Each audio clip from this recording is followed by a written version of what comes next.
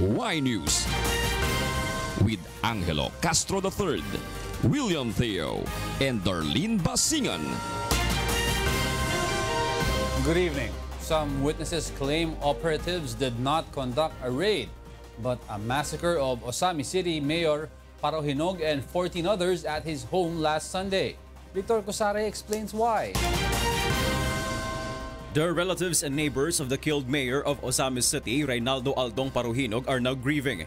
Also killed in the alleged raid were the wife, 2 siblings, and men of the mayor in his home in Barangay Santa Cruz, Ozamiz City at early dawn yesterday. According to the mayor's neighbors, most of them refused to face the camera. The authorities did not conduct a raid but a massacre.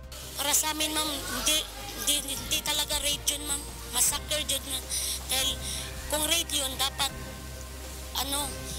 personal nilang kinausap si Mayor, hindi yung basta-basta na diretso na lang silang pumasok. Walang narinig na may gumante na pumutok, wala. Kahit na nga dito malapit sa amin, hindi nakarinig na naman eh. Meanwhile, in a special session conducted by the City Council of Ozamiz earlier, the Department of the Interior and Local Government or DILG appointed Second Councilor Irene Luansing as the acting mayor of the city and not First Councilor Ricardo Parojinog, who is currently on the run. Councilor Michael Tagal will serve as the Vice Mayor of Ozamiz. Until now, all officials of the city remain mum on what really happened to their mayor and his men.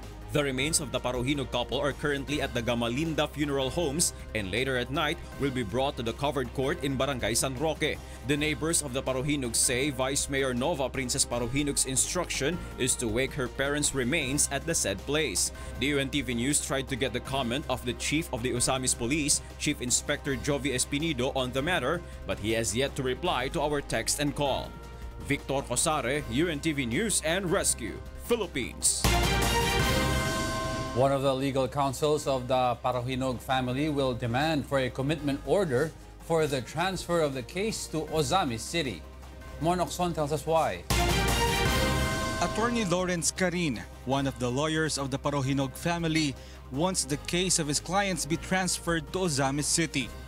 The lawyer says it is not reasonable for a resident of Mindanao to attend a series of hearings in Manila. The court will issue a commitment order. As of now, there is no commitment order issued by the court because we have no courts yesterday. It was a Sunday and the operation was made on a Saturday. Meanwhile, Attorney Ferdinand Topacio, the lead counsel of the Parojinog family, argues that the CCTV in the house can be used as an evidence to prove that the operation violated the rights of the Parojinogs. O katulad yan, sasabihin nila nanlaban, hindi ba magandang depensa na nandoon makikita sa CCTV, bumubunot si Mayor Parojinog ng barel, di ba? O nakikipagbarilan siya. Pero bakit ikinubli yun? Even the serving of the search warrant at 2:30 in the morning, the lawyer said, is a violation of the rights of his clients. But PNP Chief Ronald De La Rosa argues that the search warrant can be issued any time of the day.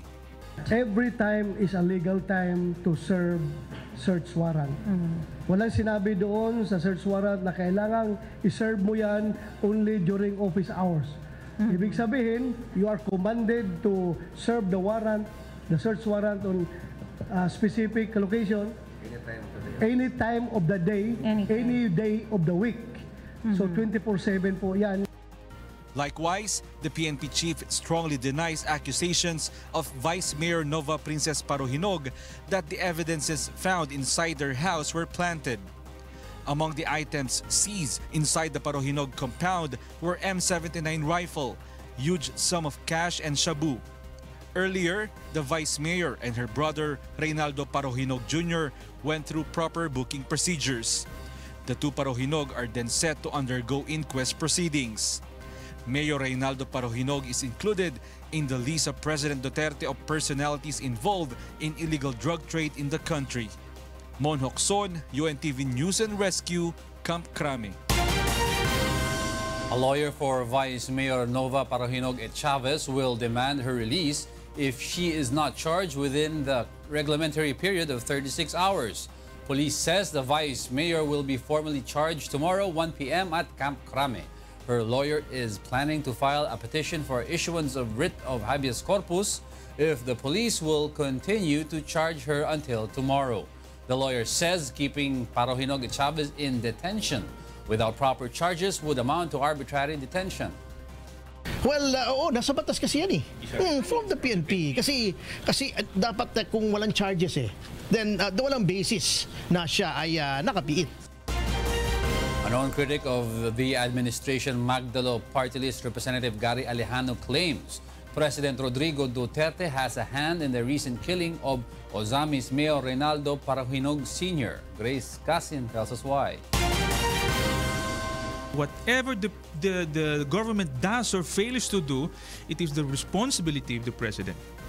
Kung nagsabing Pangulo na patayin nyo lahat yan, sabi hindi man ako nag-utos, you are still liable because you are the President. This was Magdalo Party List Representative Gary Alejano accused President Rodrigo Duterte over the recent incident in Ozamiz, Misamis Occidental linked to illegal drugs. When asked why he believes so, Congressman Alejano has this to say. Kasi nape-pressure ang ating Pangulo na puro na lang mga mahihirap na katsinelas yung pinapatay. Kaya nga sinasabi nila, ito malaki to.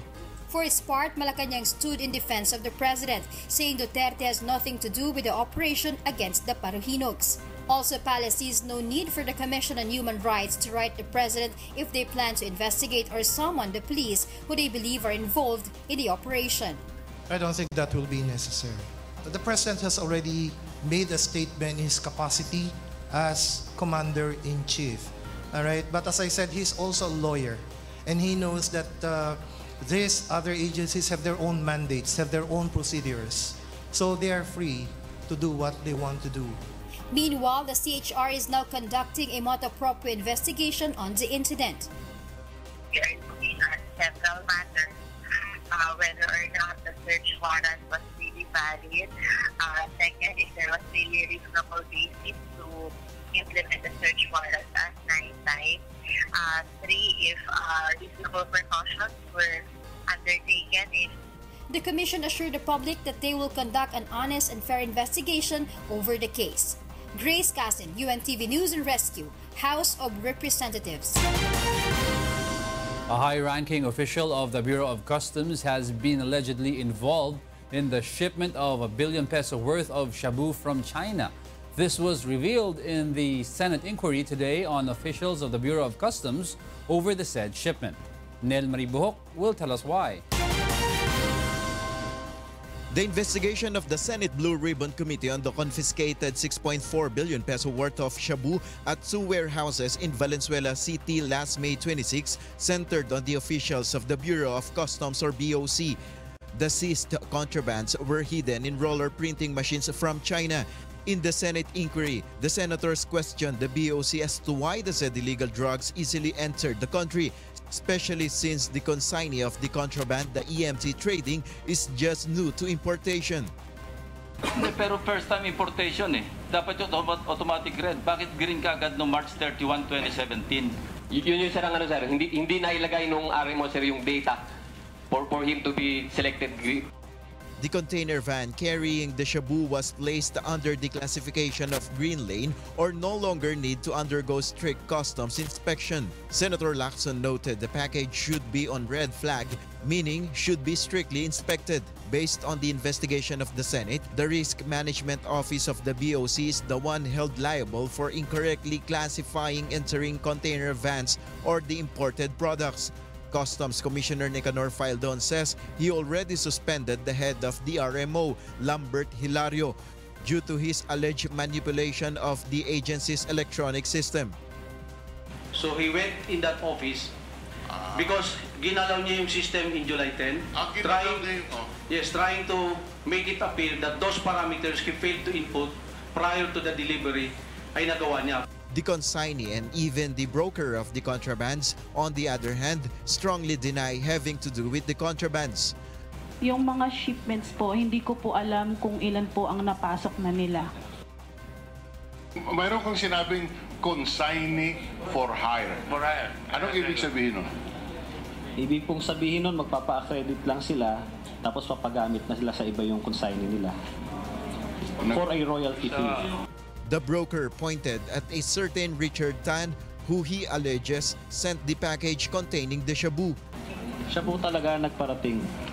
Senator Drilon, meanwhile, has expressed concern over the fact that aside from the 604 kilos of confiscated shabu, there were 16 shipments containing illegal drugs that were smuggled into the country.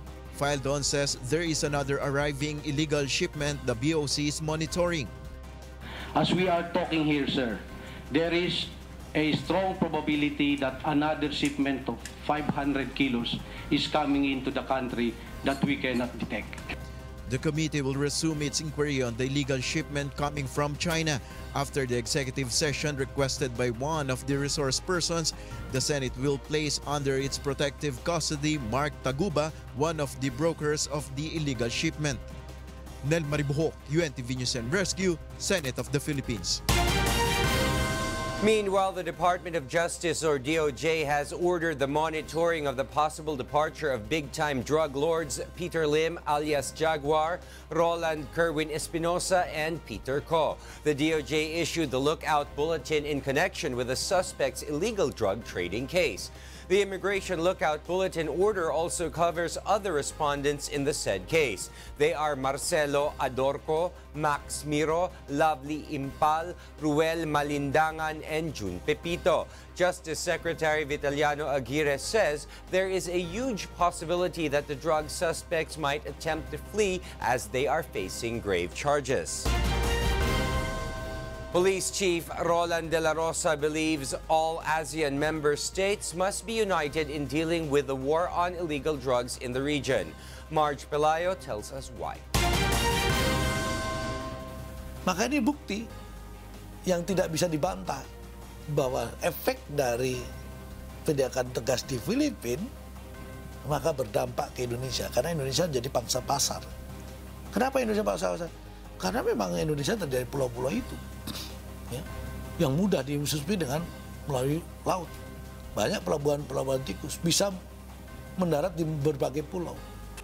PNP Chief Ronald De La Rosa agrees with this statement of Indonesian Anti-Narcotics Agency Chief Budi Waseso that more drug traffickers have redirected shipments of methamphetamine known as shabu in Southeast Asia towards Indonesia.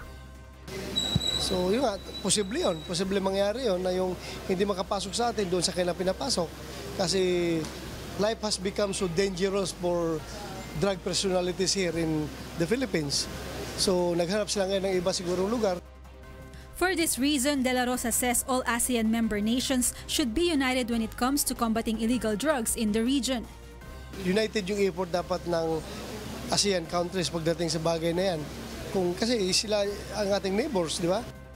Last week, Indonesian President Joko Widodo told law enforcement officers to shoot drug traffickers if they resist arrest to deal with the narcotics emergency facing the archipelago. But Commissioner Waseso says Indonesia would not emulate Duterte's drug war, though he praised its aims. Tapi itu suatu wujud nyata bahwa satu kepala negara itu bertanggung jawab betul terhadap negaranya, generasinya. Indonesia negara hukum, punya hukum sendiri, punya cara sendiri. Kita tidak usah ikut-ikutan. Tapi kita harus hormati Filipina. Karena itu negara Filipina, undang-undang Filipina. Kita nggak boleh intervensi. Gitu loh. Semua tanggung jawabnya kepada ke Tuhan. Marge Pelayo, UNTV News and Rescue, Philippines. The Department of National Defense is concerned that the Maute ISIS group might force its hostages into suicide bombings in Marawi City. Leia Lagan tells us why. The Maute terrorist group is still using its 30 civilian hostages as human shields in Marawi City.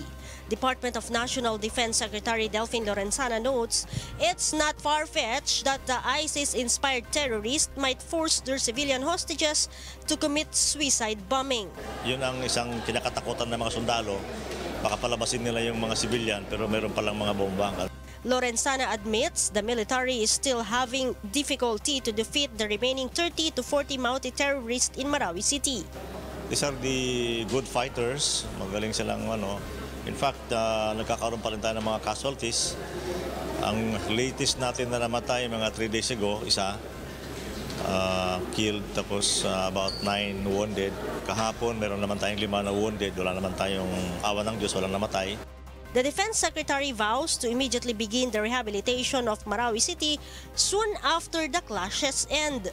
He says the Armed Forces of the Philippines or AFP Engineering Brigade members are currently in Marawi City, while the rolling store of the Department of Trade and Industry or DTI is on standby for the distribution of food supplies to affected residents.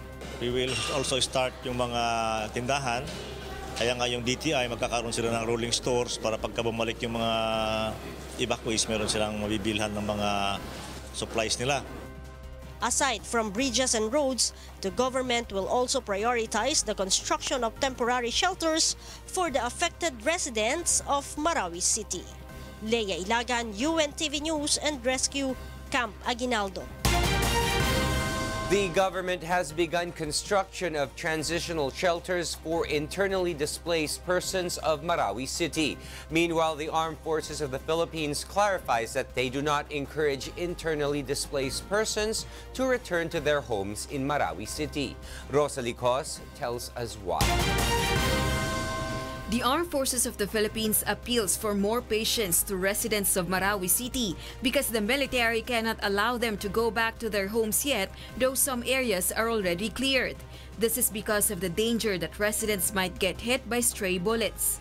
Meanwhile, IDPs who can go back to their residences are only those who are living outside Marawi City and in municipalities within Lake Lanao. They can pass through alternate routes from Sagiran-Piagapo Road on the northern part or the Malabang to Lanao del Sur, which is at the southern part. So I'd like to clarify the signal for the return of residents applies only to those from outside municipalities, not within Marawi, but those within the vicinity of the lake. Meanwhile, an 11-hectare private land is being lent to the government for free in Barangay Sagong Songan, Marawi City. This is where the initial 5,000 temporary shelters will be built for those who have lost their houses because of the battle.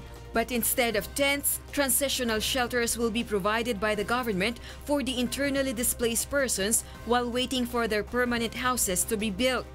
This is in conjunction also with the National Housing Authority, that which will be the agency that will approve the actual transitional shelters that will be distributed to our IDPs. For now, the 54th Engineering Brigade of the Philippine Army, Department of Public Works and Highways Region 10, and the Office of the City Engineer of Marawi City are finishing the two model houses. One shelter is made of steel, while the other one is made of woods, which are set to be finished next week.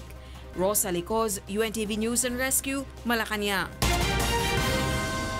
The police who was taken hostage by the New People's Army or NPA had been turned over to President Rodrigo Duterte last night. Police officer Alfredo Basabica was freed last July 28, a day before his wedding.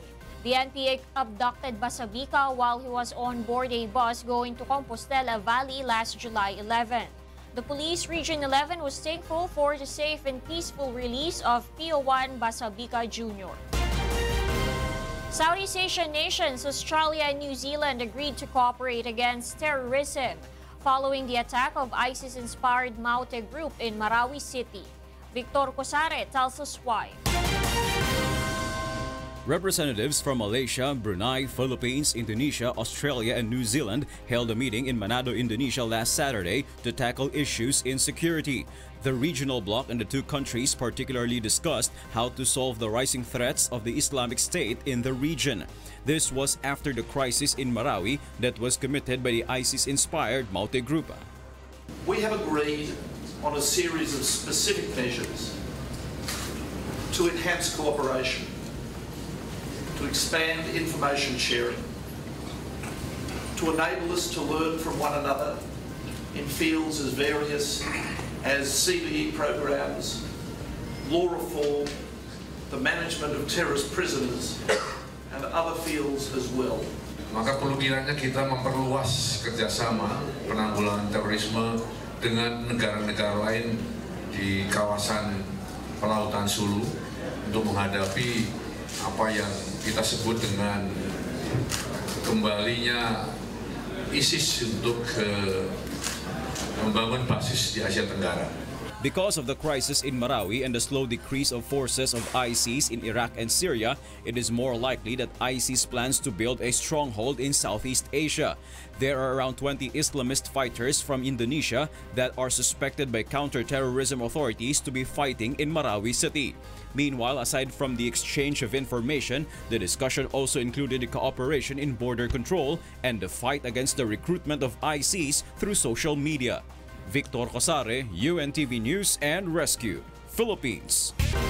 The Land Transportation Office advises the public not to patronize the motorcycle ride booking transport service called Angkas. Joanna is back to tell us why. The Land Transportation Office and the Land Transportation Franchising and Regulatory Board are both wondering why the motorcycle ride booking transport service called Angkas is still in operation. This after the LTFRB suspended the said transport service and that of another service called Wonder in January this year.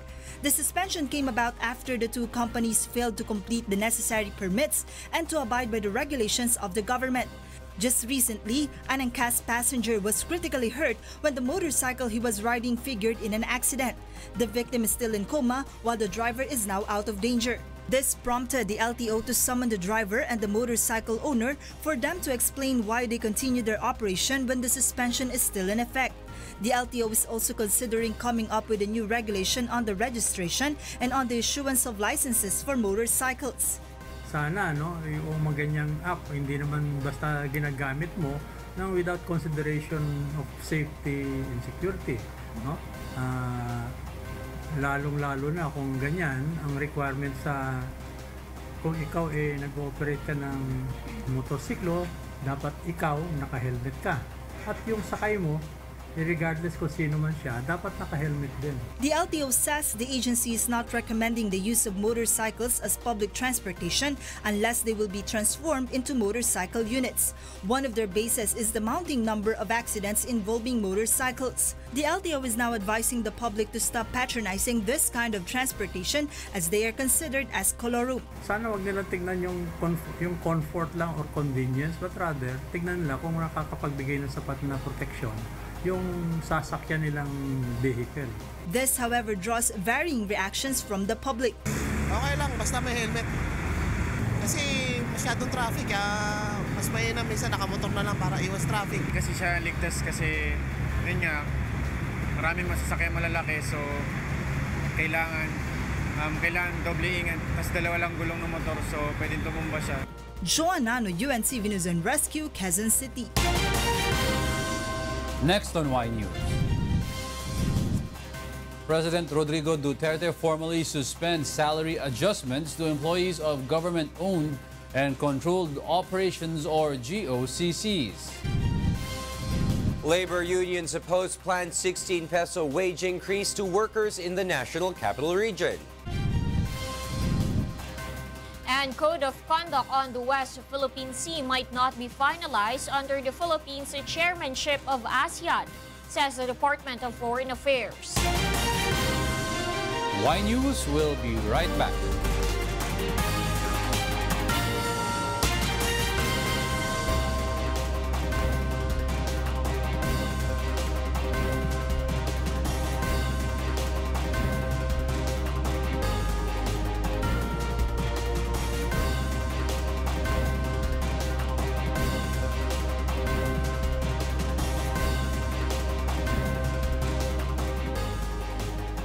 President Rodrigo Duterte formally suspends salary adjustment, which is supposed to provide higher incentives, allowances, and bonuses for employees of government-owned and controlled corporations or GOCCs. Rosa Licos tells us why. The Duterte administration has suspended the compensation adjustments ordered by former President Benigno Aquino III or Executive Order No. 203 issued in March 2016. This is the Compensation and Position Classification System or CPCS for the government-owned and controlled corporations or GOCCs. Through Executive Order Number 36, the government suspended its implementation while a further study and review of the compensation system to GOCCs is to set for the purpose of eliminating any excessive, unauthorized, illegal, and unconscionable allowances, incentives, and benefits. Malacanang also argues that some GOCCs have expressed their concern over the budgetary requirements for the compensation adjustments. It appears that some government agencies also could not comply with the requirements under EO 203. All right, maybe for some requirements like rationalization or the budgetary requirements and so forth and so on. Meanwhile, the salary standardization law covered GOCCs can use the modified salary schedule under the Executive Order 201 series of 2016 as their compensation system, while those who are not covered by SSL can either maintain their current compensation framework or adopt the modified salary schedule like that of the national government agencies. As regard to the offices of Pag-ibig Fund, a GOCC, the employees are ready to comply with the order of President Duterte, though they had their last salary adjustment during the time of former President Gloria Arroyo. We were hoping that that will be the way for Pag-ibig Fund and the rest of the GOCCs to have an adjustment. But based on the pronouncements of the President, and we fully support it, alam ko inaaral o sinuspend muna kasi para pag-aralan lahat. Rosa Licoz, UNTV News and Rescue, Malacanang. The Associated Labor Unions, or ALU, is opposing the planned 16 peso increase in minimum wage for workers in the National Capital Region. Joyce Balancho will tell us why. Randy Casingal is a minimum wage earner working as a porter in Quezon City. He says the 491 pesos daily wage he receives is not enough to send his 2 children to school and provide for food and pay for his family's monthly rent. He wishes the government to help them by increasing their wages. Maganda po yung pagka natuloy po yung increase ng salary. Malaking tulong po para sa mga bata po budget. Since 2013 up to present, the minimum wage in the National Capital Region only increased by 35 pesos. The Associated Labor Unions, or ALU, says this is not enough. So they filed a petition before the Regional Tripartite Wages and Productivity Board of the NCR to add 184 pesos to the minimum wage. Purchasing power ngayon ng 491 ay nasa 357 pesos na lamang. So, yung 357 pesos ay kulang na kulang po para buhayin yung 5 katao na binubuo ng isang pamilya. Tan Husay says the wage board, after conducting public hearings, plans to put a 16 peso increase to minimum wage. They rejected the proposal. Hindi nila tinitingnan ng totoong kalagayan ng mga magagawa doon sa grassroots level, no? Nananatili lamang sila sa isang silid at doon sila nag-uusap. Dapat ay lumabas sila doon sa silid na yun at tingnan nila yung katotohanan at yung realidad na kinatatayuan ng mga manggagawa. The Department of Labor and Employment, or DOLE, says they see merit in the labor union's petition but maintains the Regional Tripartite Wages and Productivity Board should carefully study first the matter. Dapat tingnan din ng na substantial din. Kung hindi naman 184, at least medyo malaki-laki kaysa 16 pesos. Siguro kung 50 pesos siguro baka makonsidera pa yan nila. Joyce Balancho, UNTV News and Rescue, Quezon City. One group believes that the poor will have higher taxes to pay if the new tax reform is implemented. Ray Pelayo tells us why.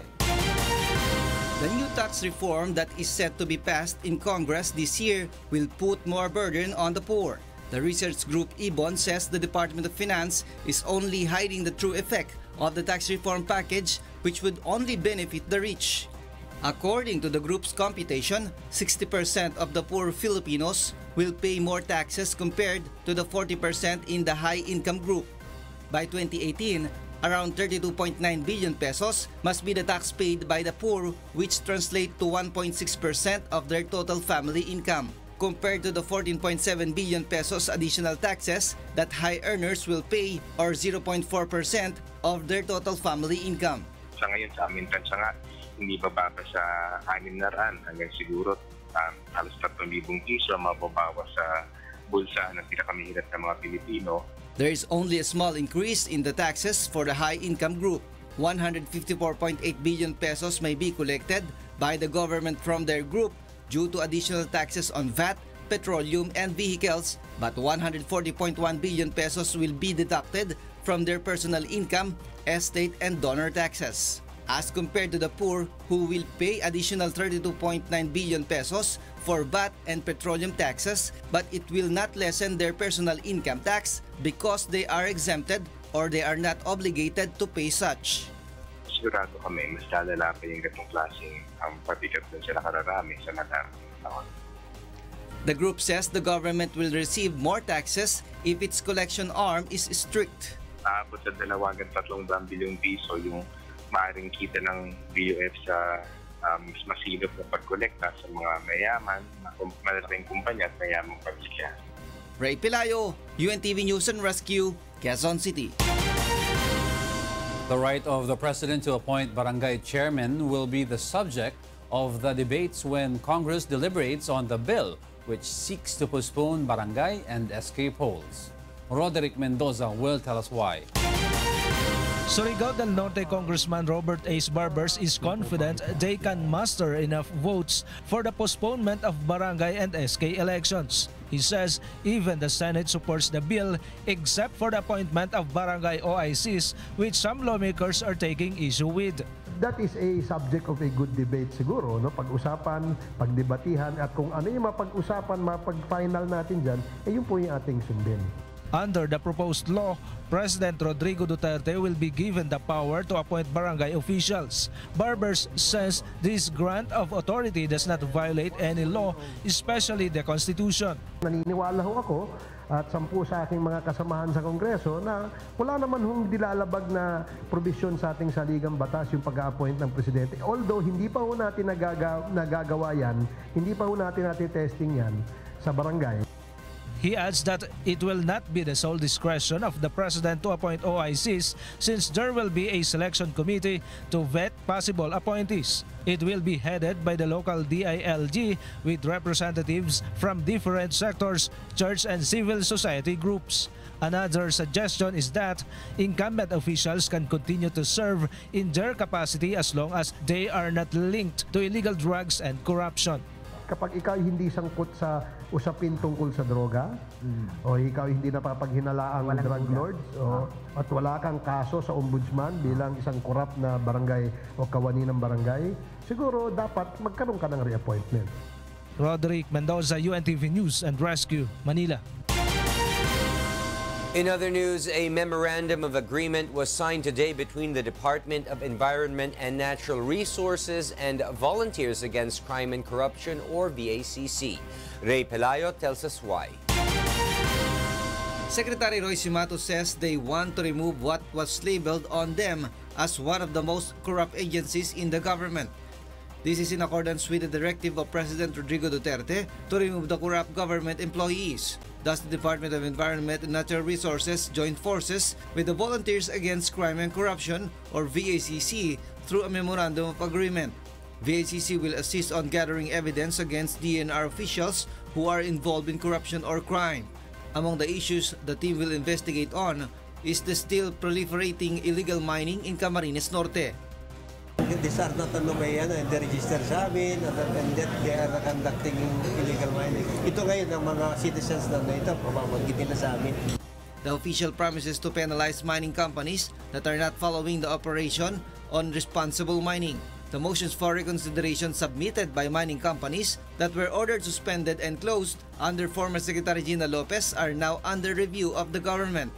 Kung hindi nila mapaganda mining companies, then get out of the business. The DNR also studies the counter statements of the mining companies on why the 75 Mining Production Sharing Agreement, or MPSA, should not be cancelled. These are mining projects that are about to start operation but were cancelled by Lopez after finding out that their locations are in watersheds. The Secretary cited what happened in Palawan, wherein the mining operation was approved before the area was declared as watershed. So, nauna muna yung application kaysa yung proclamation ng watershed. The mining companies that were ordered suspended or closed are still operating pending the ruling on their appeals. Ray Pilayo, UNTV News and Rescue, Quezon City. Meanwhile, the Department of Foreign Affairs admits that the Code of Conduct in the West Philippine Sea could not be finalized this year, even though the Philippines holds the ASEAN chairmanship. Maki Libradilla will tell us why. The crafting of the Code of Conduct in the West Philippine Sea has been in the talks among the members of the ASEAN countries for more than 15 years now. This, however, was not realized because of China's refusal on it, especially during their aggressive moves of occupying and constructing military facilities in the area. This initial refusal of China took a sudden turn when it recently agreed on the creation of the framework of Code of Conduct in the disputed territory. The Philippines, in turn, having taken on the chairmanship in ASEAN Summit this year, has drafted the framework of the said Code of Conduct and is expected to submit the same to the head of countries in the ASEAN Summit this week. The ministers are expected to endorse it next week, this week, end of this week. I'm still not sure if it has to be endorsed by the leaders, but it will be a topic for the ASEAN-China Foreign Ministers meeting. It's one of the expected outcome documents. The said framework will be the parameter of ASEAN member countries in creating the actual Code of Conduct, as it is expected to be the solution that will end the territorial dispute in West Philippine Sea. But the Department of Foreign Affairs says the actual Code of Conduct could not possibly be finalized this year, even though the Philippines is the concurrent chairman of ASEAN. The FA says it has to go through meticulous process as the Code of Conduct will affect the constitution and laws of the ASEAN member countries. The COC will get into the nitty-gritty of all the topics that are identified in the framework. So yeah, it's gonna take a bit of time, but the commitment is there. Meanwhile, the DFA also expects that the North Korea's missile test will be among the agenda in the summit. Bolivar says this is a good opportunity as the North Korea minister will attend the summit. The DFA is hopeful that although ASEAN countries face different challenges, these will end soon as the yearly summit aims at discussing issues that will bring about development for each member country.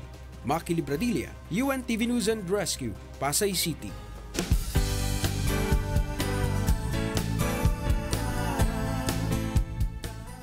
Our kasangbahays in Melbourne, Australia were able to help secure blood supply for patients who will need them in the future. June Ganadores will tell us why. Volunteers from Members Church of God International made rounds in different facilities to assist in the simultaneous blood donation drive in the city. Among the facilities visited were Airport West, CBD Donor Center, and Mount Waverly Blood Donation Center. Donors are delighted to once again share in this noble endeavor. Kaya po ako nagdodonate ng dugo dahil masarap po sa kalooban na tayo po'y makatulong sa kapwa, hindi lang sa ating mga mahal sa buhay, ay maging sa ibang tao na nangangailangan. Dahil ito po ay parang yung mabuting gawa ay may pagpapatuloy natin. Nag-donate po ako ng dugo dahil mabuting bagay po ito at lalo na sa ating katawan.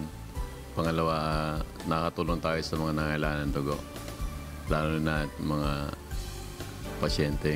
The entire donation drive has collected 16 bags or units of blood which were donated to the Australian Red Cross. The next blood donation drive was set in October. A simple act of kindness can save lives, and 1 unit of blood will definitely provide a lifeline to those in need. June Ganadores for Serbisyong Kasambahay. Coming up, Russia cuts U.S. diplomatic presence, vows further retaliation in response to sanctions. Healthcare celebration rallies echo in the U.S. after Republican bill fails in the Senate. And brave Brazilians take local favorite churrasco to death-defying heights in a world record attempt. More from Y News after this break.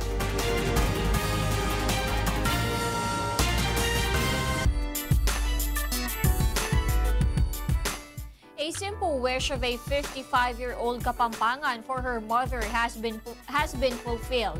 Leslie Longbowen tells us why.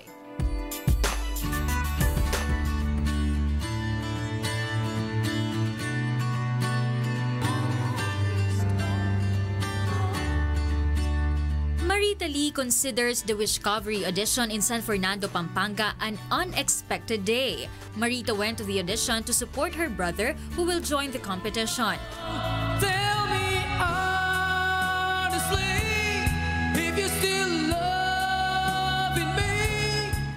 Apart from the aspiring singers, Wish 1075 also gives all wishers a chance to fulfill their wishes through the wishing wall. Instead of wishing for herself, Marita wished for someone very special to her. Gusto ko yung simpleng bagay lang na makakapagpasaya sa aking nanay. Hindi ko na kailangan yung wish para sa sarili ko. Kaya wish ko yung sa mother ko na favorite niya sa Red Ribbon King. Marita is the one who takes care of her 78-year-old mother because her other siblings are busy with their own families. Marita did not expect that Wish 1075 will immediately grant her wish. Thank you po talaga. Thank you for your support and we wish that you enjoy your goodies from Wish 107. Matutuwa siya niya kasi napakasimple lang din pero talagang mabibigyan mo siya ng kasiyahan. Hindi pwedeng bilhin ng wala ng salapi ay ng pera. The family had some cakes on their table that day. It may be very simple, but seeing her mother delighted is also an indescribable happiness for Marita. Leslie Longbowen, UNTV News and Rescue, Philippines. Those are the reasons behind the news, July 31, 2017. I'm Angelo Castro III. Reasons we deliver to you as they unfold. I am William Theo. And I'm Darlene Basingan because we need to know. We will always ask why. Thank you for watching Why News.